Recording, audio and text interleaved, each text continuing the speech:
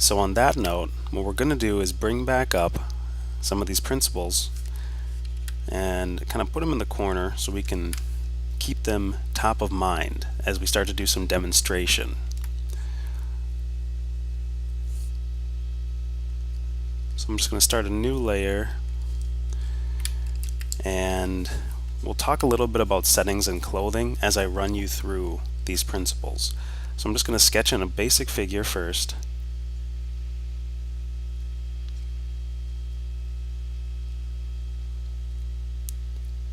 And we'll keep a simple front pose.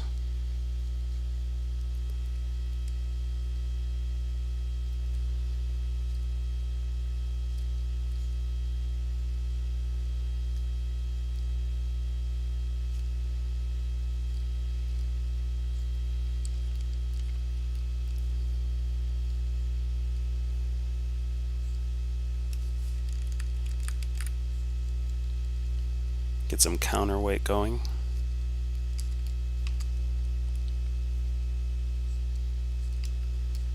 This means I'm going to have to shift the torso ever so slightly this way to balance things out. I'll just quickly draw in some of those rough mannequin forms, which are hopefully still fresh in your mind from Module 2.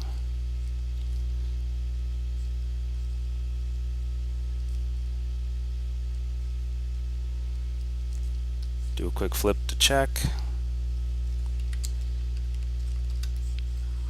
See that the leg pose needs to be altered.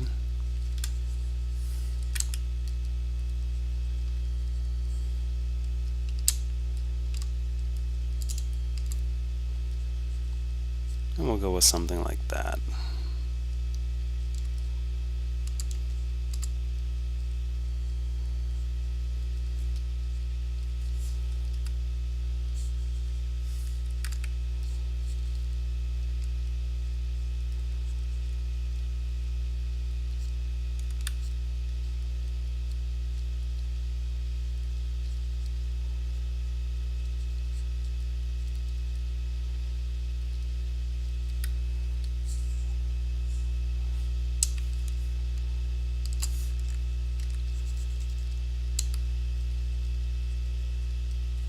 One more quick flip. Position in some feet. And tilt the figure a little, give it some balance.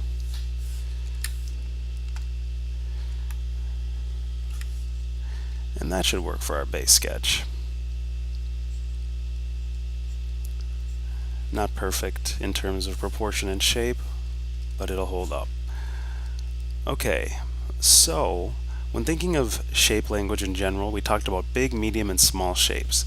Now we just have this simple anatomical, sketch mannequin here, and I can start to draw various shapes of clothing on top of them. And for setting, we'll just go sci-fi, make it very interesting and kind of vector looking.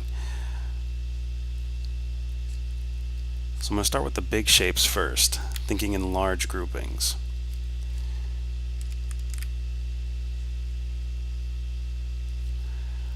Let's say there's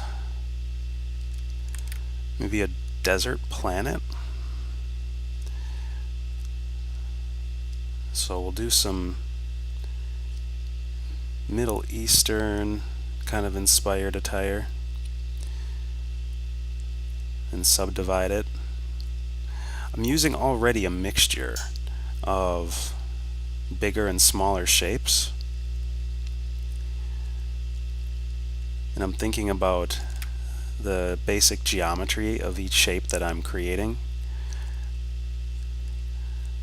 so we can have some nice loose sleeves.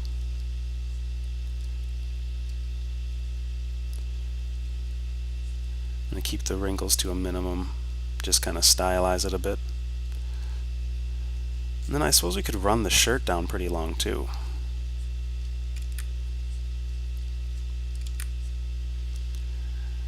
And this interesting subdivision right here, this allows for the opportunity to break up things into even smaller shapes. I'm just using some various directional lines to do that. And again, we'll just do a quick flip. I like to keep the eyes fresh. And that's a pretty large shape.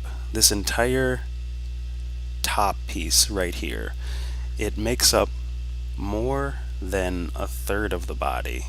So it means that we're thinking in terms of the overall shape, but we're also thinking of the subdivisions in the shape. The smaller things like the collar, or perhaps even the cuffs, and the subdivisions within the actual design itself that break this big shape up into smaller and smaller shapes, into medium and smaller shapes. So next we'll start to configure the pants, which I have a feeling can also be pretty loose.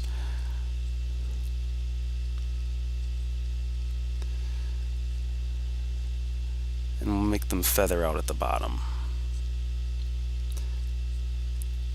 So we have the opportunity to fold them quite a bit because there'll be excess fabric.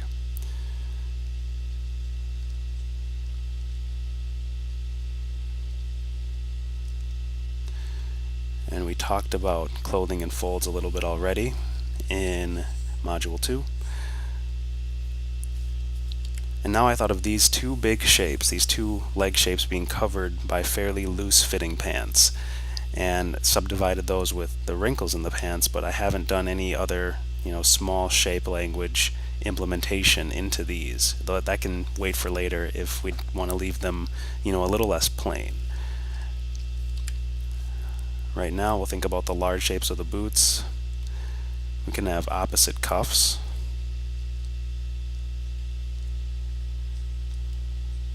Again, flare it out, kind of giving some interesting negative space based on where the pants are already kind of doing work. I'll stop them, at least part of that fabric, right on top of the foot, on the top plane of the foot. Let's just extrude that out into the actual boot itself.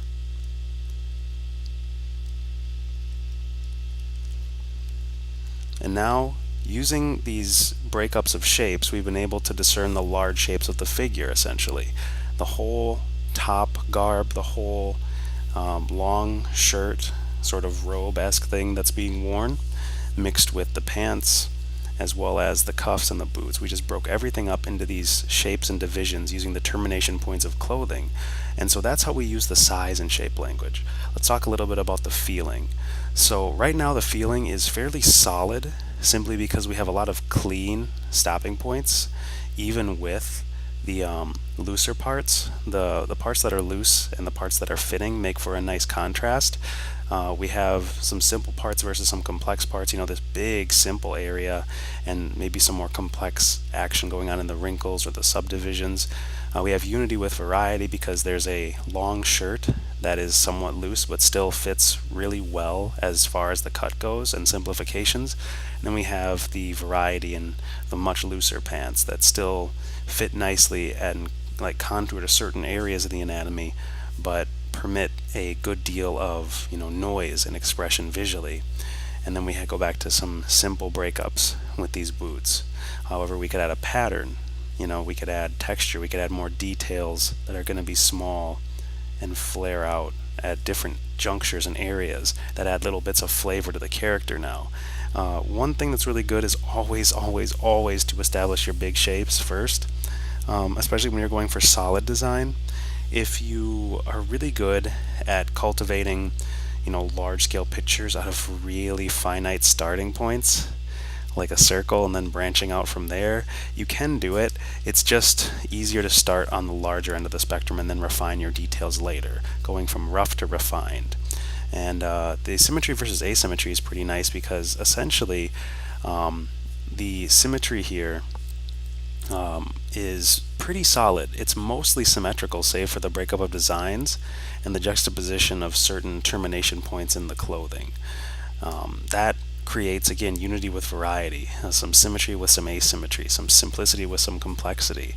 The overall shape language is working. The feeling, again, is fairly solid because we have, not too many upsetting shapes, just enough complexity and solidity to kind of keep things moving and to have a overarching structure to it. It looks fairly well put together as opposed to like maybe a desert hermit character